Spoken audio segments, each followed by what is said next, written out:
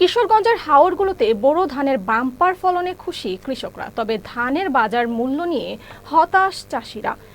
আর রংপুরের ফলন ভালো হলেও টানা বৃষ্টি, শ্রমিকদের মজুরি বৃদ্ধি ও সরকার নির্ধারিত ধানের দাম না পাওয়ায় চিন্তার ভাঁজ পড়ছে কৃষকের কপালে। এদিকে আশুগঞ্জ মোকামে ধানের সরবরাহ কমে যাওয়ায় লোকসানের মুখে চাল কল মালিকরা। প্রতিনিধিদের পাঠানো তথ্য ও ভিডিও চিত্রে বিস্তারিত ডেস্ক রিপোর্টে। চলতি বছর কিশোরগঞ্জের হাওরগুলো ভরে গেছে সোনালী ধানে। ফসল ঘরে তুলতে ব্যস্ত সময় পার করছেন কৃষকরা। বোরোর বাম্পার ফলনে কৃষকের মুখে হাসির ঝিলিক দেখা গেছে, তবে ধানের বাজার দামে ম্লান হয়ে গেছে কৃষকের মুখের হাসি। উৎপাদনের চেয়েও ধানের বাজার মূল্য কম বলে জানান তারা। হাওরে ছক্কা, হাইজং 29 এগুলো দানই করছে আল্লাহ দেয়। এই ধানগুলো গড়ে উঠলে আমরা লাভবান হই। এক মান দানে গে লাভবান হইতে না, এই প্রায় 10-20 হাজার টাকা যদি 20 মান ধান যদি রাখিয়া গড় বেশি, তাহলে কিছুটা লাভবান হইতে পারি। সারের দাম বেশি, তেলের দাম বেশি, আবার বীজ কিনতে গেলেও অনেক দাম পড়ে জায়গা, যার কারণে আমরা আর এই গৃহস্থী করে পোষাই না। এখন বর্তমানে কামলার দর একটু আছে, কম আছে। আজকে 700 টাকা হয়ে গেছে, এই 800 টাকা গেছে। এদিকে কৃষকদের নানা পরামর্শ দেওয়ার কথা জানিয়েছে কৃষি অফিস। কিশোরগঞ্জ জেলায় এবছর 1,68,115 হেক্টর জমিতে বুড়ো আবাদ হয়েছে। কর্তন হাওরের শেষ, এমনিতেও এভারেজে আমাদের কর্তন প্রায় শেষের দিকেই, 96% কর্তন, এবং আমাদের উৎপাদন লক্ষ্যমাত্রা ধরা হয়েছে 7,98,000 মেট্রিক টন। এর মধ্যে এইবার বুড়ো মৌসুমের 62 ভাগই হচ্ছে হাওরের, এবং কৃষক নির্বিঘ্নে ধান তুলতে পেরেছে। বুড়ো আবাদ নির্বিঘ্নে যাতে কৃষকরা ঘরে তুলতে পারে এবং যে কোনো বালাই থেকে মুক্তি পাওয়ার জন্য আমাদের উপসহকারী কৃষি অফিসার যারা আছেন তারা মাঠ পর্যায়ে প্রতিনিয়ত কাজ করছেন এবং তাদেরকে নির্দেশনা দেওয়া আছে।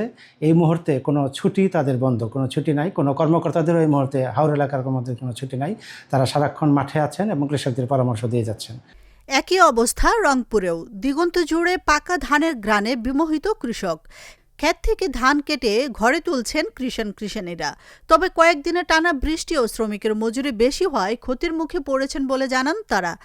এবারকার ধানের ফলন যাই হোক আসছিল মোটামুটি, কিন্তু এই বর্ষার কারণে একটু ফলন কম হবে, আর খরচ তো প্রচুর। পচারি শীষ পোকা, সাদা শীষ বাড়ানোর কারণে সাদা শীষটাই বেশি। ভালো আসছিল না বাবা, কীটনাশক ভালো আসছিল না, আমরা দিছি। লাভ মাছ তো হবে না, এবার ক্ষতি হবে।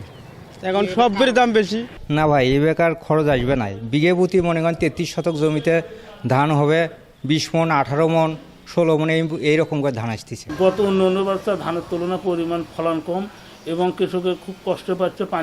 পানি জমিতে ভিজে ধান শুকিয়ে পারছে না, এই জন্য ধানটা ব্যয়বহুল আমদানি হচ্ছে। এবারে বাইরে গতবারের চাইতে অনেক কম, কারণ হচ্ছে ওয়েদার খারাপের কারণে ধানের মানও একটু খারাপ। এই জন্যই বিভিন্ন জায়গাতে ধানটা পৌঁছাতে পারতেছে না। ওয়েদার ভালো হলে আশা করা যাচ্ছে যে চাহিদা হবে। কৃষি অফিস বলছে চলতি বছর হারভেস্টার দিয়ে ধান কাটার সুযোগ পাওয়ায় কৃষকের উৎপাদন খরচ কমতে পারে। কৃষি যান্ত্রিকরণ প্রকল্প যে কম্বাইন্ড হারভেস্টার দেওয়া হয়েছিল, আমাদের পীরগঞ্জে প্রায় 50টি কম্বাইন্ড হারভেস্টার আমাদের কাজ করছে।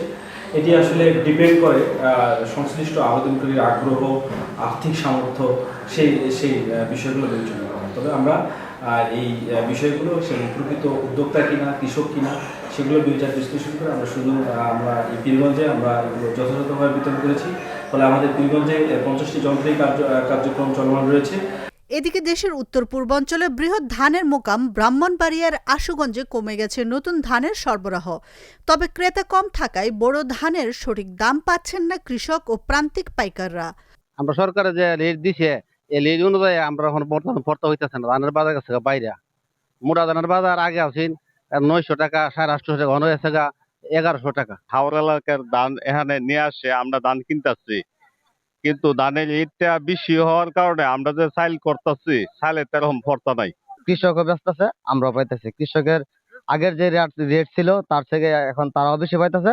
আমরা এর মুকামের রেটটাও ভালো পাইতেছি। মোটা ধানের দাম কোনো মুকামে 100 টাকা, কোনো মুকামে 150 টাকা, 200 টাকা পর্যন্ত বাড়ার কারণে আমরা এখন যে অবস্থায় আছি, গভর্নমেন্টকে চাল দিলে একবারে সমান। উপজেলা খাদ্য নিয়ন্ত্রণ অফিস বলছে, উপজেলা প্রশাসন ও খাদ্য বিভাগ প্রতিদিন মোকাম মনিটরিং করছেন।